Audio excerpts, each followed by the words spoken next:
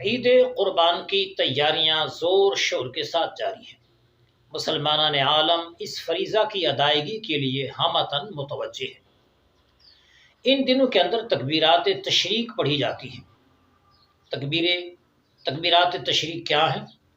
تکبیرات تشریق کب پڑھی جاتی ہیں اور تکبیرات تشریق کو تکبیرات تشریق کا نام کیوں دیا گیا؟ پہلا سوال کہ تکبیرات تشریق ہیں کیا؟ اللہ اکبر لا الہ الا اللہ واللہ اکبر وللہ الحمد۔ دوسرا سوال کہ تکبیرات تشریق کب سے کب تک پڑھنی پڑتی ہیں؟ تو 9 ذی الحج یوم عرفہ فجر کی نماز کے بعد سے لے کر 13 ذی الحج عصر کی نماز کے بعد تک یہ تکبیرات پڑھی جاتی ہیں۔ یہ تکبیرات کہاں پڑھی جاتی ہیں؟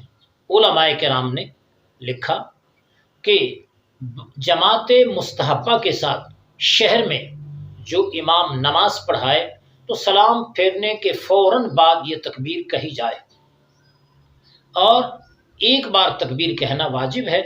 3 بار تکبیر کہنے کو بعض علماء کرام نے سنت تحریر فرمایا ہے، لیکن بہتر یہ ہے کہ 3 بار یہ تکبیر کہی جائے۔ گھروں میں عورتوں کے لیے تکبیر کہنا واجب نہیں ہے، اگر وہ کہیں تو اللہ کا ذکر ہے، تکبیر کہنے میں کوئی حرج نہیں ہے۔ ایک سوال یہ ہے کہ ان تکبیرات کو تکبیرات تشریق کیوں کہا جاتا ہے؟ تشریق کا معنی گوشت خشک کرنا، گوشت سکھانا۔ عرب کے لوگ گوشت سکھانے کے لیے دھوپ میں رکھتے تھے تاکہ ان کا تعفن، بدبو دور ہو جائے اور بعد کے اندر بھی قابل استعمال رہے۔